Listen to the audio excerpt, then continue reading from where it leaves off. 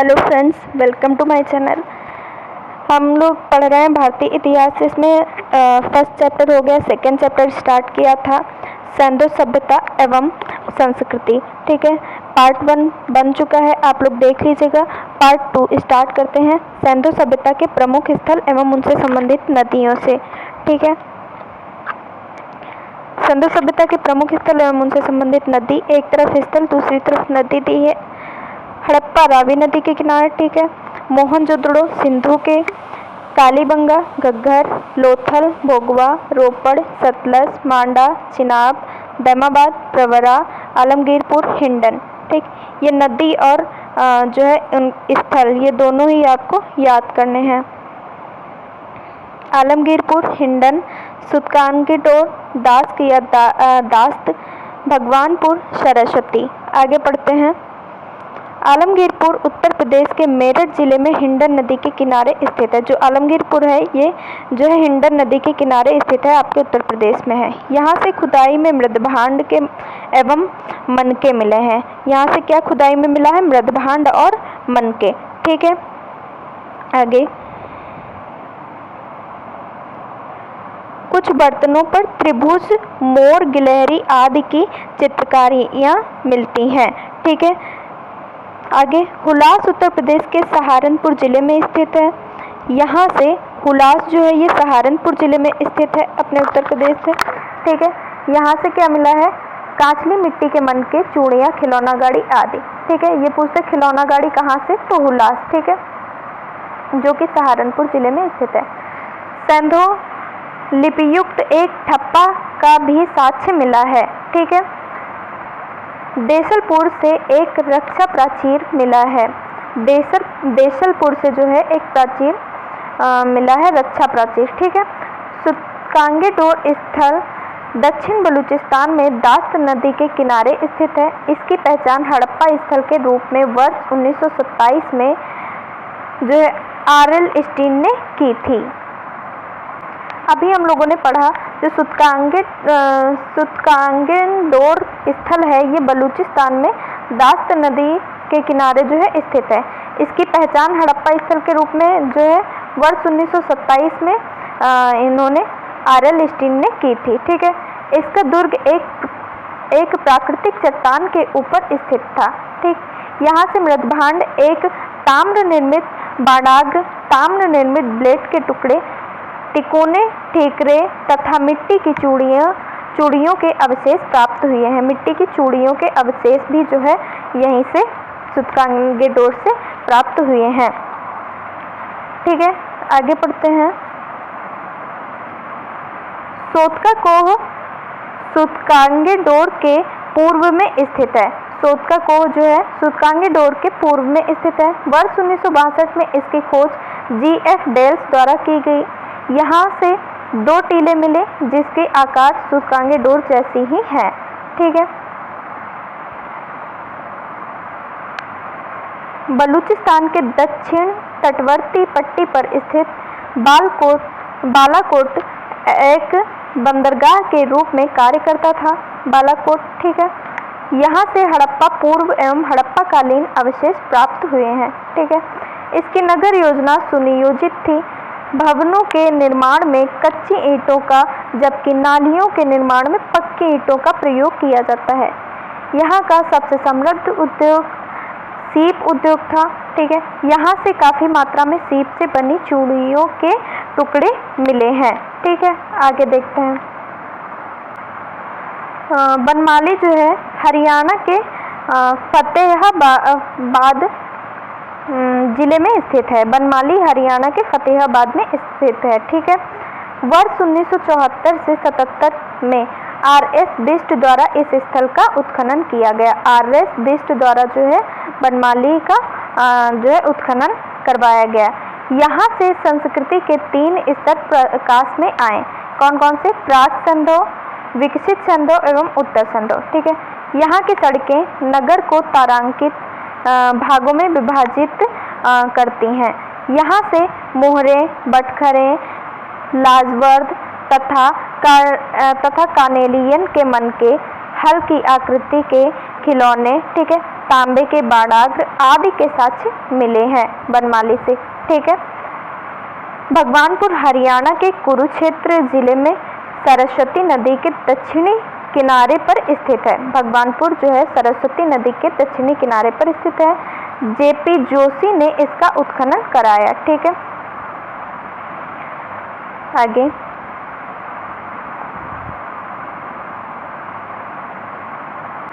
देखते हैं। आगे यहाँ प्राप्त प्रमुख अवशेषों में सफ़ेद, काले तथा आसमानी रंग की कांच की चूड़ियाँ, तांबे की चूड़ियाँ, कांच की मिट्टी के चित्रित मनके आदि हैं। ठीक है। कहाँ से? भगवानपुर से जो है ये साक्ष्य मिले हैं। ठीक। आगे देख लेते हैं। मांडा जम्मू एवं कश्मीर में चिनाब नदी के दक्षिणी किनारे पर स्थित है। मांडा जम्मू कश्मीर के चिनाब नदी के किनारे स्थित है। ठीक है। वर्ष 1982 में इसका उत्खनन जेपी जोशी तथा मधुबाला द्वारा करवाया गया। ठीक है। 1982 में इसका उत्खनन जेपी जोशी और मधुबाला द्वारा करवाया गया। ठीक है। उत्खनन से यहाँ 3 सांस्कृतिक स्तर प्राप्त हुए हैं: प्राक सैंधो, ठीक, विकसित सैंधो एवं उत्तरकालीन सैंधो।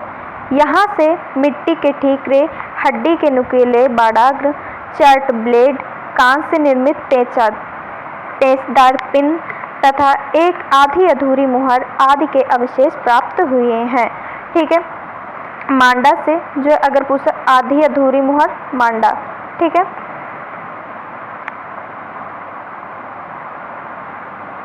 आगे उत्तर प्रदेश के बागपत जिले में बारोट तहसील के सिलौनी नामक हड़प्पन पुरास्थल से क्रमबद्ध रूप से 125 मानव समाधान प्राप्त हुए हैं, जिनकी दिशा उत्तर से दक्षिण है। ठीक है। मिस्र की सभ्यता का विकास नील नदी की द्रोणी में हुआ। मिस्र को नील नदी का उपहार कहा जाता है। ठीक है। मिस्र को नील नदी का उपहार कहा जाता है। क्यों कहा जाता है देख लेते हैं। क्योंकि इस नदी के अभाव में यह भूभाग रेगिस्तान होता। ठीक है। सुमेरिया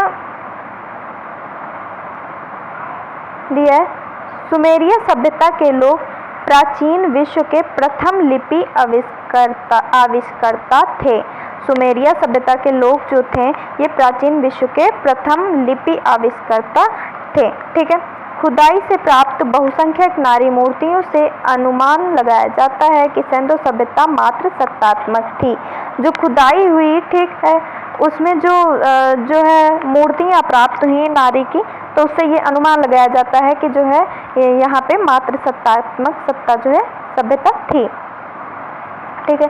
सिंधु लोग शाकाहारी तथा मांसाहारी दोनों प्रकार के भोजन करते थे।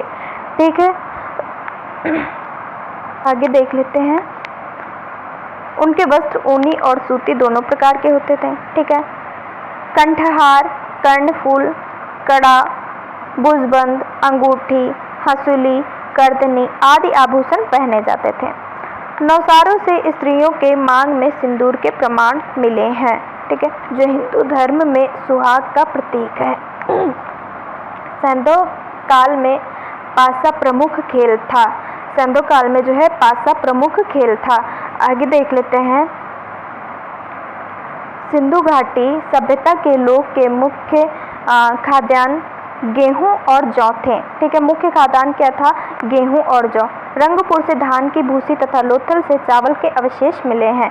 रंगपुर से धान और चावल कहाँ से? लोथल से। ठीक है। लोथल से वृत्ताकार चक्की के 2 पार्ट मिले हैं। सूती वस्त्रों के अवशेषों से यह निष्कर्ष निकाला जाता है कि यहाँ के निवासी कपास उगाना जानते थे। ठीक है। जो सूती वस्त्र मिले उनसे ये जो है अंदाज़ा लगाया जाता है कि यहाँ पे जो है ये लोग कपास उगाना जानते थे। सर्वप्रथम सिंधु निवासियों ने कपास की खेती प्रारंभ किया था। ठीक है। भारत से कपास ग्रीस गई, जिसे वहाँ के लोग सिंडन देख लेते हैं, जिसे वहाँ के लोग सिंडन के नाम से पुकारते थे। भारत से जो है कपास ग्रीस गई, वहाँ पे लोग जो है इसको सिंडन के नाम से पुकारते थे। भारत में कपास की खेती का प्रारंभ 3000 ईसा पूर्व में किया गया, जबकि मिस्र में इसकी खेती 2500 ईसा पूर्व के लगभग शुरू की गई। ठीक है। हड़प्पा, मोहनजोदड़ो, कालीबंगा, सुरकोटदा के स्थलों से कुबड़दार ऊंट के जीवाश्म मिले। ठीक है। सुरकोटदा, लोथल, कालीबंगा से घोड़े की मृण मूर्तियां, हड्डियां, जबड़े आदि के अवशेष प्राप्त हुए हैं। ठीक है। सिंधु सभ्यता का प्रमुख उद्योग वस्त्र उद्योग था। क्या था प्रमुख उद्योग? वस्त्र उद्योग था। मोहनजोदड़ो से तांबे के 2 उपकरणों से लिपटा हुआ सूती धागा एवं कपड़ा प्राप्त हुआ है। लोथल तथा चन्नूदड़ो में मनके बनाने का कार्य होता था। लोथल तथा बालाकोट सीप उद्योग के लिए प्रसिद्ध थे। ठीक है। आगे देख लेते हैं। प्रमुख धातु एवं प्राप्ति स्थल। ठीक है। क्या कहाँ से मिला? ठीक है। कच्चा माल दिया है इधर, और ये प्राप्ति स्थल। तांबा कहाँ से? खेतड़ी, जो कि राजस्थान में, बलूचिस्तान एवं ओमान से। ठीक है। लाजवर्द, बदख्शां, जो कि अफगानिस्तान में है। टिन, ईरान और अफगानिस्तान। ठीक है। चांदी कहाँ से? राजस्थान की जावर एवं अजमेर खानों से। ठीक है। अफगानिस्तान एवं ईरान से भी। ठीक है। सीसा, ईरान, अफगानिस्तान और अजमेर। ठीक है। आगे देखते हैं। शिलाजीत, हिमालय, गोमेद, गुजरात, सोना, दक्षिण भारत, कर्नाटक। ठीक, देख लेते हैं आगे। सिंधु निवासियों का आंतरिक एवं बाह्य व्यापार उन्नत अवस्था में था। ठीक है। सिक्कों का प्रचलन नहीं था तथा क्रय विक्रय वस्तु विनिमय द्वारा किया जाता था। यहाँ पे सिक्कों का प्रचलन नहीं था, जो है क्रय विक्रय और वस्तु विनिमय द्वारा जो है व्यापार किया जाता था। ठीक, आगे है। लोथल एवं मोहनजोदड़ो से हाथी दांत के बने तराजू के पलड़े मिले हैं। ये पूछता है हाथी दांत के बने तराजू के पलड़े कहाँ से मिलते हैं? तो लोथल एवं मोहनजोदड़ो से। उनके बाट मुख्यतः घनाकार होते थे। कुछ बाट बेलनाकार, डोलाकार, वृत्तुलाकार प्रकार के भी मिले हैं। सारगोन युगीन सुमेरियन लेख से ज्ञात होता है कि मेलुहा, दिलमुन तथा मगन के साथ मेसोपोटामिया के व्यापारिक संबंध थे। ठीक है। आगे देखते हैं।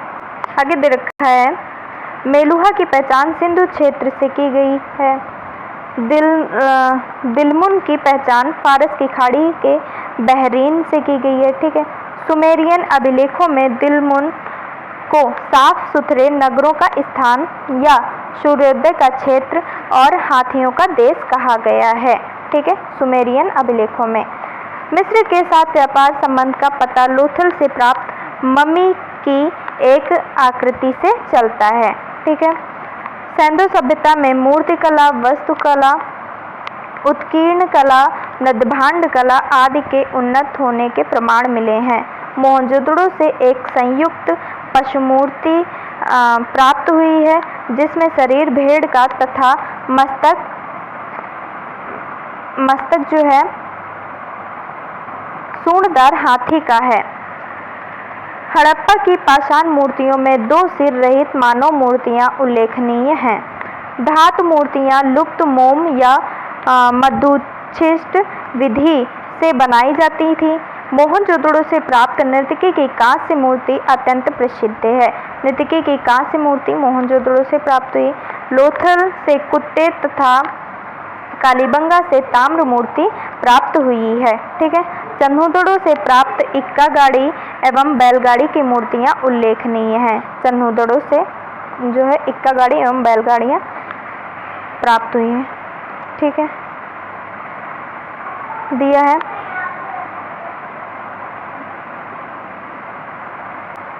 मृण मूर्तियां पुरुषों, स्त्रियों और पशु पक्षियों की प्राप्त हुई हैं। मानव मूर्तियां अधिकतर स्त्रियों की हैं। सर्वाधिक मृण मूर्तियां पशु पक्षियों की प्राप्त हुई हैं। ठीक है।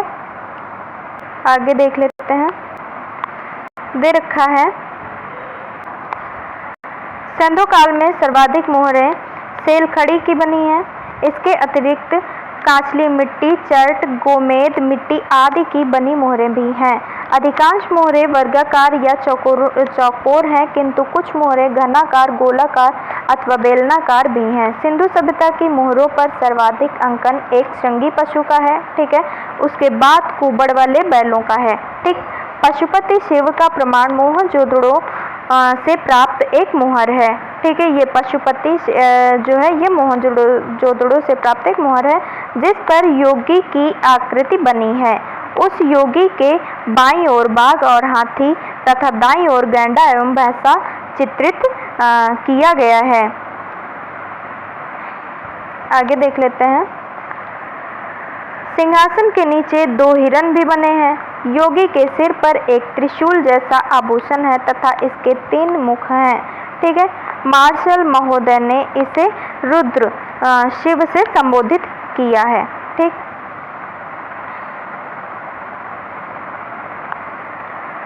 सैंधव मृदभांड मुख्यतः लाल या गुलाबी रंग के हैं।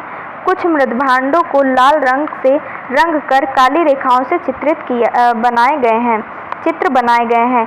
कुछ बर्तनों पर मोर, हिरण, कछुआ, मछली, गाय, बकरा, पीपल, नीम, खजूर के केला आदि का अंकन है। सैंधव मृदभांडों में मर्तबान, कटोरे, तस्तरियां एवं थालियां प्रमुख हैं। स्त्री पुरुष दोनों आभूषण पहनते थे। सोने चांदी के अतिरिक्त हाथी दांत, शंख आदि के भी आभूषण तैयार किए जाते थे। सिंधु सभ्यता जो है में मातृ देवी की पूजा प्रमुख थी, ठीक है। हड़प्पा से प्राप्त एक स्त्री की मूर्ति में उसके गर्भ से निकलता हुआ पौधा दिखाया गया है। ये इम्पोर्टेंट है, ठीक है। एक स्त्री की मूर्ति है जिसके गर्भ से निकलता हुआ पौधा दिखाया गया। ये चित्र जो है कहाँ से, हड़प्पा से प्राप्त हुआ। संभवतः यह देवी धरती की मूर्ति थी जिसे लोग उर्वरता की देवी समझते थे तथा इसकी पूजा उसी तरह करते थे जिस प्रकार मिस्र के लोग नील नदी की देवी आइसिस की, ठीक, मातृ देवी एवं शिव की पूजा के अतिरिक्त सैंधव निवासी पशुओं, पक्षियों, वृक्षों आदि की उपासना करते थे, ठीक है। आगे है लोथल, कालीबंगा एवं बनावली के पुरास्थलों से अग्निकुंड अथवा यज्ञ वेदियों के साक्ष्य मिलते हैं, ठीक है। उत्तर दक्षिण दिशा में शव दफनाने की प्रथा प्रचलित थी, किंतु इसके अपवाद भी मिलते हैं। कालीबंगा में शव दक्षिण उत्तर, रोपड़ में पश्चिम पूर्व, लोथल में पूर्व पश्चिम दिशा में प्राप्त हुए हैं। आंशिक समाधिकरण के उदाहरण बहावलपुर से मिले हैं, ठीक है। आगे दे रखा है चार्ट आपका। सिंधु सभ्यता के विनाश के कारणों पर विभिन्न इतिहासकारों एवं विद्वानों का मत। सिंधु सभ्यता के विनाश पर जो है विद्वानों ने अपने अपने मत रखे हैं, तो देखते हैं किसने क्या कहा है। ये इधर विनाश का कारण है और ये जो है इतिहासकार और विद्वानों के नाम है, ठीक है। तो बाढ़ को किसने कारण माना है, विनाश का कारण? सिंधु सभ्यता के विनाश का जो है कारण बाढ़ को माना है मार्शल मैके एसआर राव ने, ठीक है। आर्यों का आक्रमण को माना है garden child, Mortimer wheeler, Stuart Piggott, ठीक है। आगे बाढ़ और ये जो है पूछ देता है, जैसे ये जलवायु परिवर्तन, आर.एल. स्टेन, अमलानंद घोष, ठीक है। भूतात्विक परिवर्तन, इसमें एम.आर. साहनी, ठीक है, एस.टी. लैम्ब्रिक और जी.एफ. डेल्स, ठीक है। महामारी को माना है के.यू.आर. और कनेडी ने, ठीक है। पर्यावरण परिवर्तन को माना है एम. दिमित्रियेव ने पर्यावरण परिवर्तन को माना है, ठीक है। आगे देखते हैं। अब स्टार्ट हो जाता है प्रश्न कोश। तो चलिए स्टार्ट करते हैं। पहला प्रश्न, पहला है मानव समाज विलक्षण है क्योंकि वह मुख्यतः आश्रित होता है। तो किस पर? अर्थव्यवस्था पर आश्रित होता है, ठीक है। ऑप्शन बी आपका करेक्ट हो जाएगा। इसकी व्याख्या पढ़ते हैं। मानव समाज विलक्षण या विशिष्ट होता है क्योंकि वह मुख्यतः अर्थव्यवस्था पर आश्रित होता है। अर्थव्यवस्था में जैसे जैसे परिवर्तन होता जाता है वैसे वैसे समाज परिवर्तन होता जाता है, जैसे खाद्य संग्राहक, कृषि उत्पादक उद्योग आदि। ठीक है। अर्थव्यवस्था में जैसे जैसे परिवर्तन होता गया, सामाजिक व्यवस्था उसी अनुरूप में बदलती गई। संस्कृति, धर्म, विज्ञान आदि अर्थव्यवस्था में उत्पादन के साधनों में परिवर्तन के अनुसार ही परिवर्तन होते रहते हैं। ठीक है, आगे देखते हैं क्वेश्चन नंबर 2। क्वेश्चन नंबर 2 कह रहा है, हड़प्पा निम्नलिखित में से किस सभ्यता से संबद्ध है? ठीक है, तो सिंधु घाटी सभ्यता। ठीक है, इसकी व्याख्या पढ़ते हैं। हड़प्पा नामक पूरा स्थल सिंधु घाटी सभ्यता से संबंधित है। सिंधु सभ्यता के प्रथम स्थल के नाम पर सिंधु सभ्यता को हड़प्पा सभ्यता के नाम से भी जाना जाता है। ठीक है, कालानुक्रम की दृष्टि से यह सभ्यता मिस्र और मेसोपोटामिया की प्राचीन सभ्यताओं के समकालीन थी।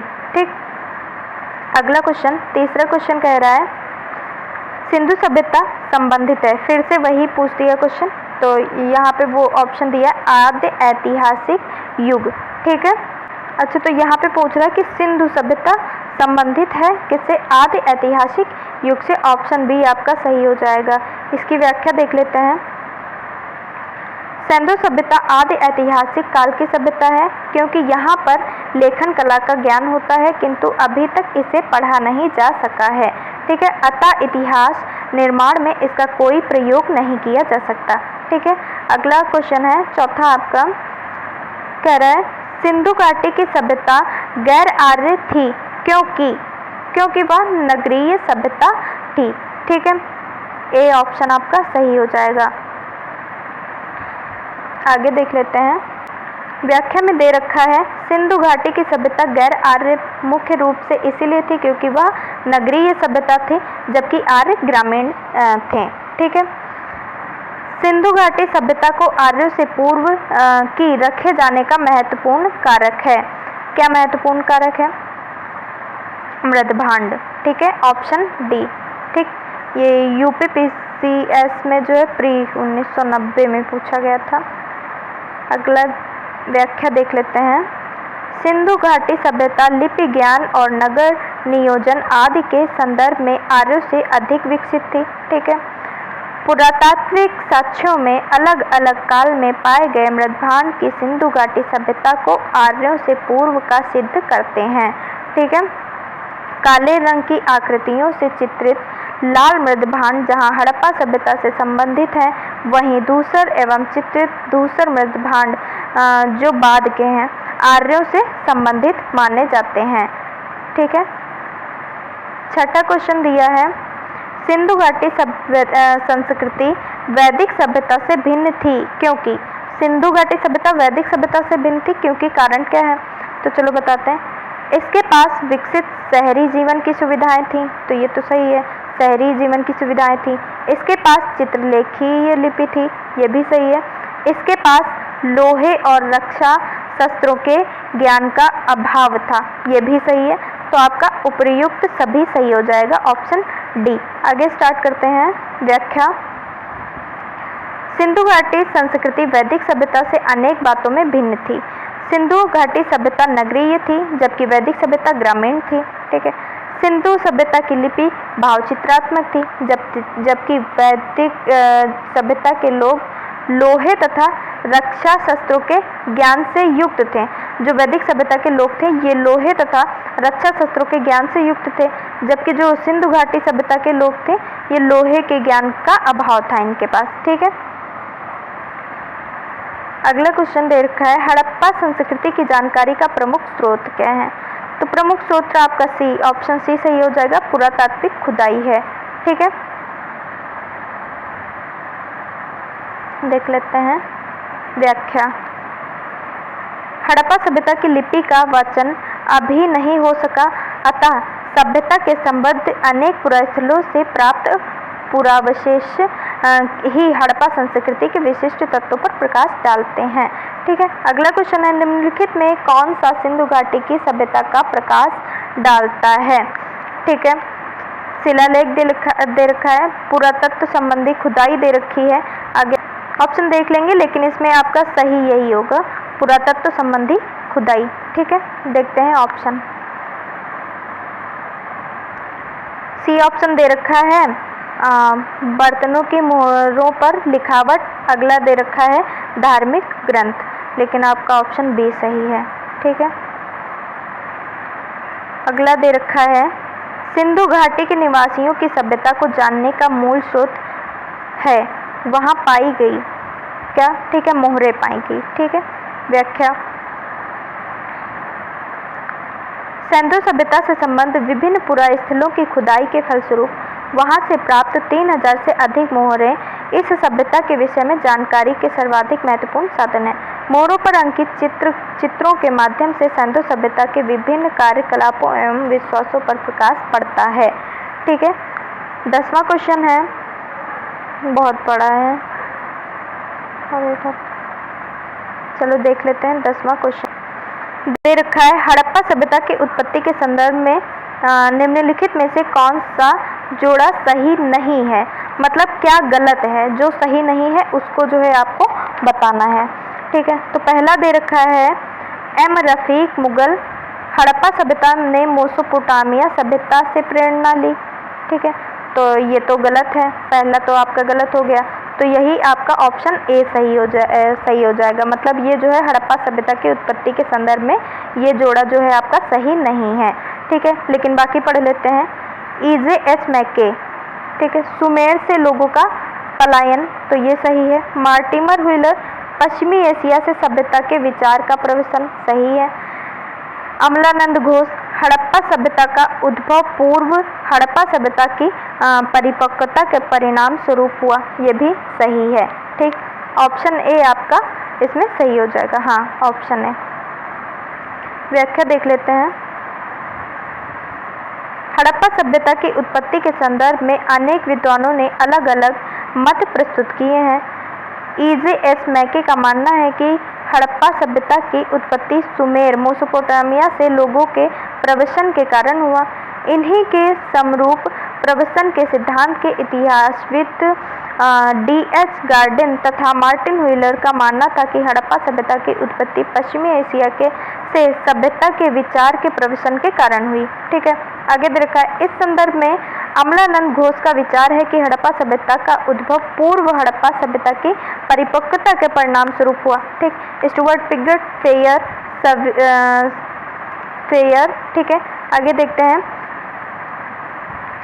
सर्विस जॉर्ज एफ डेल्स तथा रफीक मुगल आदि विद्वान स्थानीय उत्पत्ति से संबंधित सिद्धांत को मान्यता देते हैं। ठीक है, एम रफीक मुगल का मानना है कि हड़प्पा सभ्यता का विकास रावी नदी क्षेत्र में हड़प्पा में हुआ। ठीक है, इन्होंने इस पुरानी मान्यता का खंडन किया कि हड़प्पा सभ्यता ने मेसोपोटामिया सभ्यता से प्रेरणा ली है।